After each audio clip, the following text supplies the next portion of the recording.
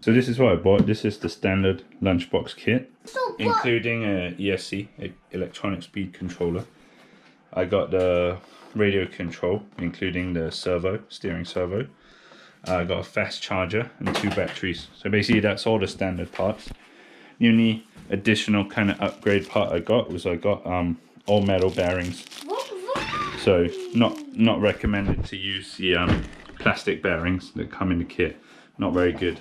They'll wear down after time and not efficient. So they'll cause your battery to go flat. So I've got the metal bearings. That's the only upgrade I'm going to do on the initial build. Whoa, the lunchbox body. Yeah, see, this is the body. And all the parts inside. Daddy, can I see what the tires look like? Okay, you can take one tire. Whoa, how about where's the hot cat? Here. Whoa. Don't take, no. Don't. Bouncy. Bouncy. Can I see if it bounces on the floor? Okay then. Bounce. There's actually quite a lot of parts in there. I also considered getting the Sport Tune motor, but I didn't. So we've got all the original gears, the screws. Can we build the lunchbox body? All the things? All the things. Are you happy? No. You want to play with the lunchbox? Yes. So we're going to plug in all the electrics now. Just put the batteries into the controller. It's a Carson Reflex Stick Pro 3.1 receiver here, a servo, and the ESC. Connect them all together. Got it working. Got the receiver bound. Here's the servo. That's for the steering. Nice. Doing okay so far. Pretty epic. Half an hour or something I've built this. For like a servo with some bits on it from this diagram. Electronics on, ESCs attached, receiver, steering servos in. Started on the gearbox now. Wow, there's a lot of pieces in this bad boy. Trying to build the differential right now. I tell you what, I'm glad I got these metal bearings first. They're all deep inside the gearbox. Like there's one in there, there's one here. There's 3 or 4 inside there. And there's one there. You wouldn't want to strip this down to get them in afterwards. I'll tell you that. So one upgrade you want to get from the beginning, which is what I read. So I'm glad I did some research. Okay, ran into a bit of a problem. Got the gearbox assembled.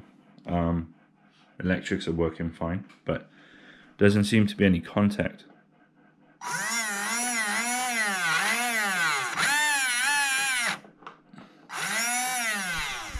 So the motor works fine, but the axles are not moving. So I think maybe the pinion is too loose or not aligned properly. So I got to take the motor out and have a look. Okay, disassembled the gearbox, tightened the pinion. Moment of truth. See if the axles spin.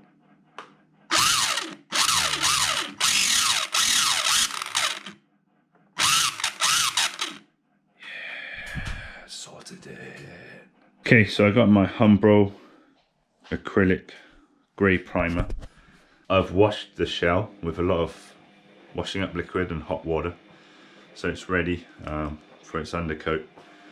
Unfortunately the paint itself's got delayed. I went for a baby blue. I think it's called TS23 Tamiya paint. I'm waiting for that, but I can start with the 3 or 4 coats of the primer to get the shell ready. I might have figured out last night's problem after all that faffing around. Looking at the picture, I think I probably put the motor on the wrong side. It was here. It's supposed to be here. Let's flip it around, see if it's any better. Okay, got the wheelie bar on. Got these on, whatever they are. Something to do with the suspension, I guess. Now we've been making the axle holder, which is interesting. Use this screw to push the spring down, and then after it's assembled, you remove the screw. Over here, next we're gonna put it all in the body. It's actually really fun.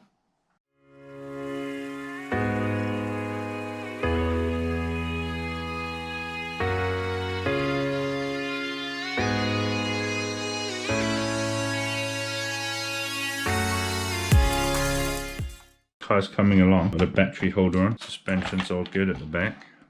got the steering arms on the front. Just about to do the front arms. Coming along well. I think the end of today I'll have it, other than the shell, built and ready to rumble. Got the front arms assembled and on, including attaching them to the steering. Turn it on. See if the steering's live.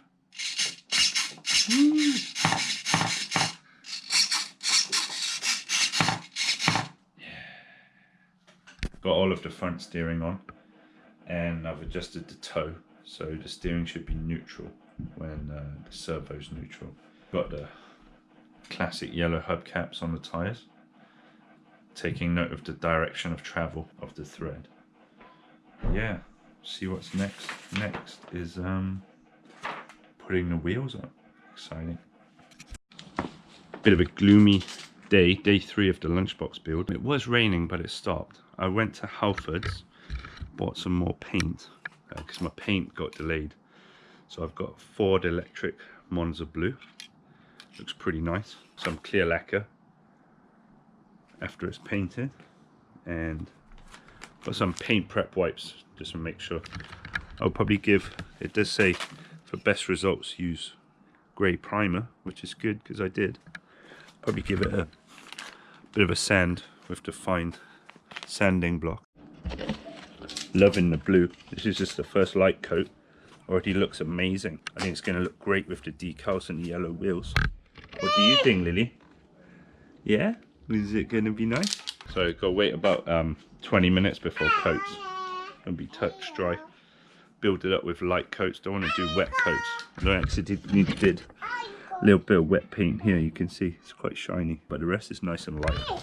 Build it up over 4 or 5 coats. Should be beautifully smooth. Painting's going all right, I think. Done about 4 or 5 thin layers, and I just put a wet coat on, which means you put enough paint to make it look shiny. Let's see. Are you giving us a song, Lily? Thank you for your singing. I'm going to be trying to finish up the paint job today. Got some 800 and 1200 grit sandpaper to try and get a nice finish on the color coat. And then I'll give it a clear coat, and then hopefully tomorrow should be all done. Got 2 layers of clear coat on now. Might give it a bit of a wetter coat after this, but I think it's pretty good. Unfortunately, when I was priming, I rubbed through the paint on the handle, so there's a bit of white showing. Might try and touch it up here as well. Mate, it's looking shiny now. Boom. Looking pretty nice. So videos dropped off a bit at the end. Had to pack and come back to Malaysia, but after the painting, I got the chrome bumpers and everything on, and the windows. Then I put the stickers on, so it's looking pretty good. It's not a bad paint job for a first time, if I say so myself. Then obviously the car itself, got the wheels on, got a black shell. So this is for bashing, as you can see. It's already well scarred. I'm going to put some stickers on this as well. I've ordered the windows and the chrome parts for this one, so it can have a front grille and windows. And I just got the stickers for it. Got these car stickers. Monster. I think it would look quite good on the black shell.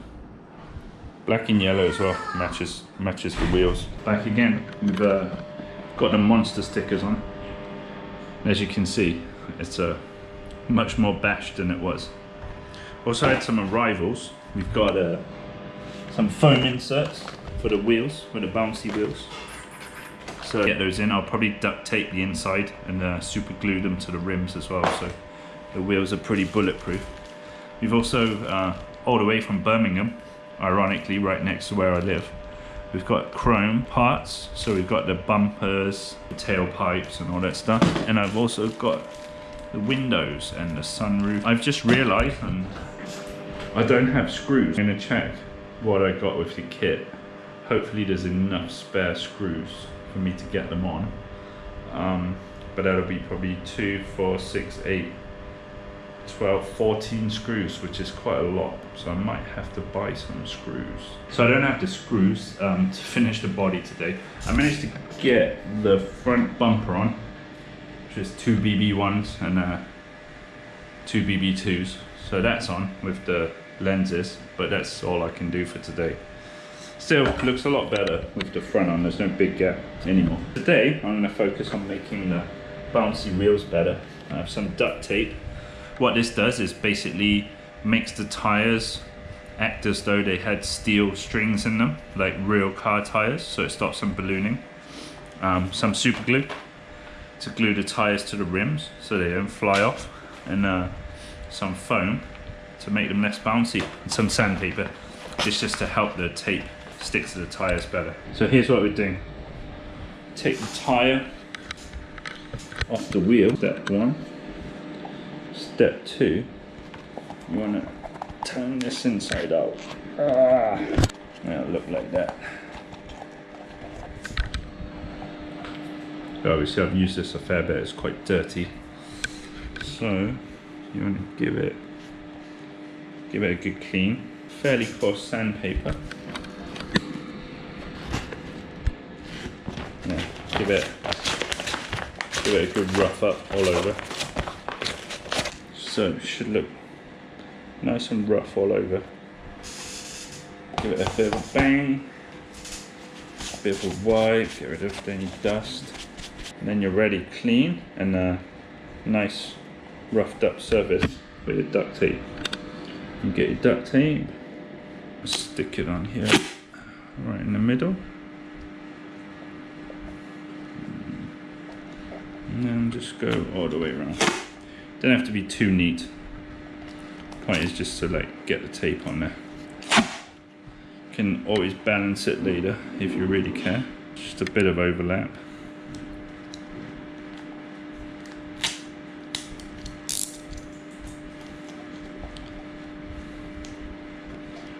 There you go, and just press it all in. Give some nice strength to the tyre. Obviously I'm not going to put some crazy racing motor in there, but if I do upgrade it to a brushless or something with a bit more power, see, I will need this on the tyres. I might also get better tyres, but then I'll do this again. So when that's done, it's all nice and stuck on, you need to turn it. There we go. And back around we go. There we go. Just give it a press inside. This is proper duct tape, so yeah, it probably will stick. Fine. Open these up. See, Pro-Line pre-glued 2-stage foam inserts. Squeeze it in, and that's it. There you go. It's your upgraded tyre. Obviously, get the direction right, and pop it back on the lunchbox.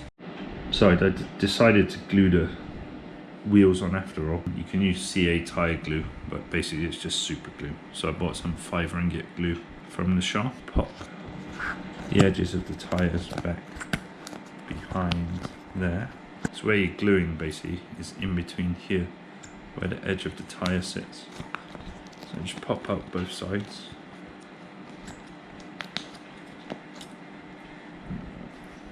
That's it. You get the glue. You can do 2 dots or 4 dots. I'm doing 4 dots because I'm always extra with everything. There you go, 4 dots. And that's it, you just pop it. Don't glue your fingers to the tyre, which I almost did. There we go, got it. There you go, make sure it's nice and in, and then turn it over, do the other side. Better get that back on fast. Come on, let's get it over the edge. So, been back off leave, and not a lot of time for the lunchbox, honestly, since then.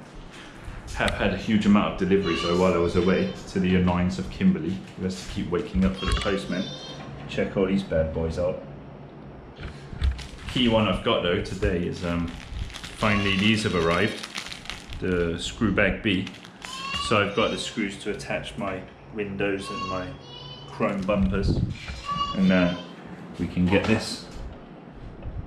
the windows in here so stones stop coming in through the sunroof, and get the rest of the bumpers on. It'll look pretty sweet. So there we go. After 5 weeks, pretty much done.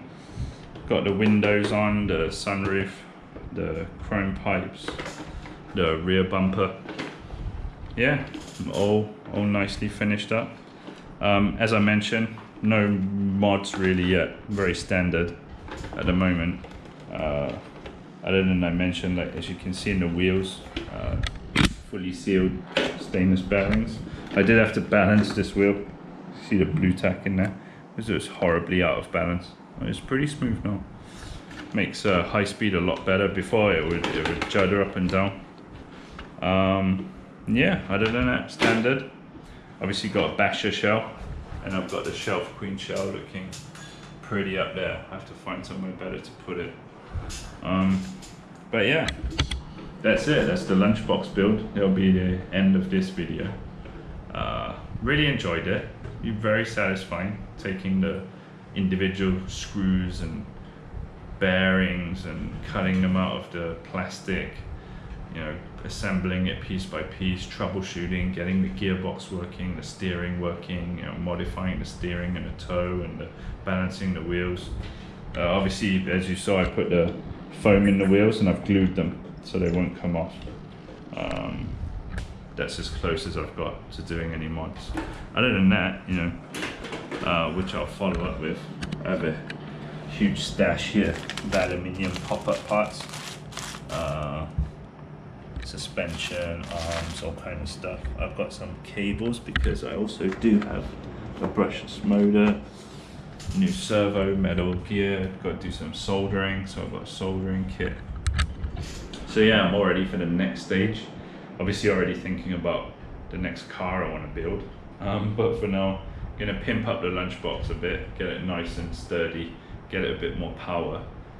Thinking of switching to LiPo batteries, which with the brushless motor will make it rocket powered, which would be really fun. So yeah, that was it. Amazing build, fully recommend getting a lunchbox, really enjoyed it. Obviously get your metal bearings at the start, but other than that, just have fun, you know, put it together, play with it. It'll spend a lot of time upside down. Don't expect it to go around corners fast, but do expect to laugh a lot. And if you have kids, yeah, super fun. So highly recommended. See you soon.